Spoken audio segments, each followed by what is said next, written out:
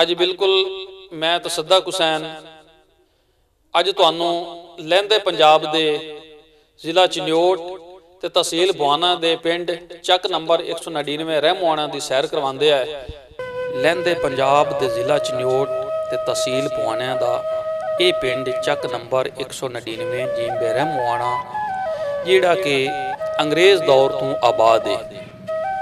ਇਸ ਦਾ ਕੁੱਲ ਰਕਬਾ 55 ਮੁਰੱਬਾ ਕਿਲੋਮੀਟਰ ਤੇ ਕੁੱਲ ਘਰਾਣੇ 800 ਤੋਂ ਜ਼ਿਆਦਾ ਆਬਾਦ ਨੇ। 2 ਤੋਂ 2.5 ਮੁਰੱਬਿਆਂ ਵਿੱਚ ਇਸ ਦੀ ਆਬਾਦੀ 5000 ਤੋਂ ਜ਼ਿਆਦਾ ਹੈ ਤੇ ਬਾਕੀ ਰਕਬੇ ਤੇ ਕਾਸ਼ਤਕਾਰੀ ਕੀਤੀ ਜਾਂਦੀ ਹੈ। ਪਿੰਡ ਦੇ ਚੜ੍ਹਦੇ ਪਾਸੋਂ ਚੱਕ ਨੰਬਰ 200 ਨਸਰਾਣਾ ਤੇ ਲਾਂਦੇ ਪਾਸੇ 211 ਤਿੱਤਰਾਂ ਵਾਲਾ ਤੇ ਤਾਰੜਾਂ ਦੇ ਪਿੰਡ ਆਬਾਦ ਨੇ। ਇਹ ਪਿੰਡ ਚਨਿਓਟ ਤੋਂ 60 ਤੇ ਬਵਾਨੇ ਤੋਂ 20 ਕਿਲੋਮੀਟਰ ਦੂਰ ਹੈ। ਪਿੰਡ ਦੇ ਜਨੂਬ ਤੇ 500 kV ਦਾ ਬੜਾ ਵੱਡਾ ਬਿਜਲੀ ਘਰ ਹੈ ਜਿਹੜਾ ਕਿ ਇੱਥੋਂ ਦੂਜਿਆਂ ਜ਼ਿਲ੍ਹਿਆਂ ਨੂੰ ਬਿਜਲੀ ਦੀ ਸਪਲਾਈ ਦਿੱਤੀ ਜਾ ਰਹੀ ਹੈ।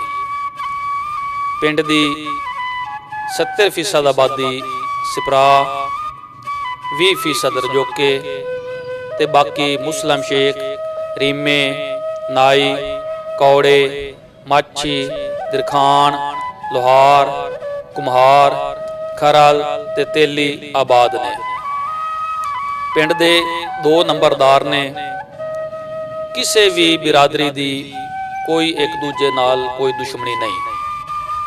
ਪਿੰਡ ਦੀਆਂ ਔਰਤਾਂ ਆਪਣੀ ਆਪਣੀ ਗਲੀ ਵਿੱਚ ਆਪਣੇ ਘਰਾਂ ਅੱਗੋਂ ਖੁਦ ਸਫਾਈ ਕਰਦੀਆਂ ਨੇ ਤੇ ਤਾਂ ਕਰਕੇ ਇਸ ਪਿੰਡ ਨੂੰ ਸਫਾਈ ਸੁਥਰਾਈ ਦੇ ਲਿਹਾਜ਼ ਨਾਲ ਜ਼ਿਲ੍ਹਾ ਭਰ ਦੇ ਵਿੱਚ ਮਿਸਾਲੀ ਤੇ ਮਾਡਰਨ ਵਿਲੇਜ ਆਖਿਆ ਜਾਂਦਾ ਹੈ।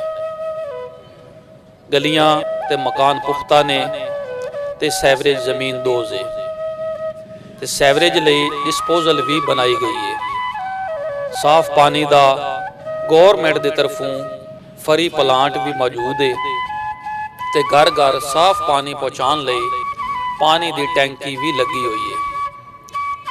ਪਿੰਡ ਵਿੱਚ 4 ਮਸਜਿਦਾਂ ਨੇ ਤੇ ਪਿੰਡ ਵਿੱਚ ਕੋਈ ਫਿਰਕਾ ਵਾਰੀਅਤ ਨਹੀਂ। ਬੱਚੀਆਂ ਵਾਸਤੇ ਗਰਲਜ਼ ਹਾਇਰ ਸੈਕੰਡਰੀ ਸਕੂਲ ਤੇ ਬੱਚਿਆਂ ਵਾਸਤੇ ਮਿਡਲ ਸਕੂਲ ਹੈ। ਇੱਥੇ ਦੇ ਲੋਕ ਬੜੇ ਮਿਹਨਤੀ ਤੇ ਬੜੇ ਮੁਖਲਿਸ ਤੇ ਮਹਿਮਾਨ ਨਿਵਾਜ਼ ਨੇ। ਇੱਕ ਦੂਜੇ ਦੇ ਦੁੱਖ ਸੁੱਖ ਵਿੱਚ ਸ਼ਰੀਕ ਹੁੰਦੇ ਨੇ। ਪਿੰਡ ਦੇ ਜ਼ਿਆਦਾਤਰ ਲੋਕ ਪੜ੍ਹੇ ਲਿਖੇ ਨੇ ਜਿਹੜਾ ਕਿ ਜੱਜ, ਵਕਲਾ, ਡਾਕਟਰ, ਇੰਜੀਨੀਅਰ, ਲੈਕਚਰਾਰ, ਪੁਲਿਸ ਅਫਸਰਾਨ, ਆਰਮੀ, ਮਹਿਕਮਾ ਵਾਪਡਾ, ਸੂਈ ਗੈਸ ਤੇ ਦੂਸਰੇ ਇਦਾਰਿਆਂ ਵਿੱਚ ਡਿਊਟੀਆਂ ਸਰ ਅੰਜਾਮ ਦੇ ਰਹੇ ਨੇ। ਪਿੰਡ ਦਾ ਸਟਾਫ ਬਵਾਨਾ ਪੈਂਸਰਾ ਰੋਡ ਤੇ ਅੱਡਾ ਰਹਿਮਵਾਣੇ ਤੋਂ ਮਸ਼ਹੂਰ ਹੈ ਤੇ ਅੱਡੇ ਤੇ fast food, medical store, kirana store ਤੇ ਬੇਕਰੀ ਦੀਆਂ ਸਹੂਲਤਾਂ ਮੌਜੂਦ ਨੇ। ਮਵਾਸਲਾਤੀ ਨਿਜ਼ਾਮ ਵਾਸਤੇ ਟੈਲੀਨਾਰ ਤੇ ਜ਼ੋਂਗ ਦੇ ਟਾਵਰ ਲੱਗੇ ਨੇ। ਇਹ ਪਿੰਡ ਸ਼ਹਿਰੀ ਸਹੂਲਤਾਂ ਤੋਂ ਘੱਟ ਨਹੀਂ। ਇੱਥੇ ਦੇ ਲੋਕ ਆਪਣੀ ਜ਼ਿੰਦਗੀ ਸ਼ਹਿਰੀ ਜ਼ਿੰਦਗੀ ਤੋਂ ਜ਼ਿਆਦਾ ਬਿਹਤਰ ਸਮਝਦੇ ਨੇ। ਬਿਜਲੀ ਦੀ ਸਹੂਲਤ ਦੇ ਨਾਲ ਨਾਲ ਗੈਸ ਦੀ ਲਾਈਨ ਵੀ ਵਿਛਾ ਦਿੱਤੀ ਗਈ ਹੈ ਜੋ ਕਿ ਇਨਸ਼ਾਅੱਲਾ ਬਹੁਤ ਜਲਦ ਗੈਸ ਦੀ ਸਹੂਲਤ ਵੀ ਇਸ ਪਿੰਡ ਨੂੰ ਮਿਲ ਜਾਸੀ। ਛੋਟੇ ਮੋਟੇ ਝਗੜੇ ਤੇ ਮਸਲੇ ਮਸਾਇਲ ਪੰਚਾਇਤ ਵਿੱਚ ਬਹਿ ਕੇ ਖੁਦ ਹੱਲ ਕਰ ਲੈਂਦੇ ਨੇ। ਲੋਕਾਂ ਦੇ ਜ਼ਿਹਨ ਵਿੱਚ ਆਪਣਾ ਆਪਣਾ ਪਿੰਡ ਸੋਹਣਾ, ਲੇਕਿਨ ਮੇਰਾ ਪਿੰਡ ਸਭ ਨਾਲੋਂ ਸੋਹਣਾ। ਅੱਲਾ ਹਾਫਿਜ਼।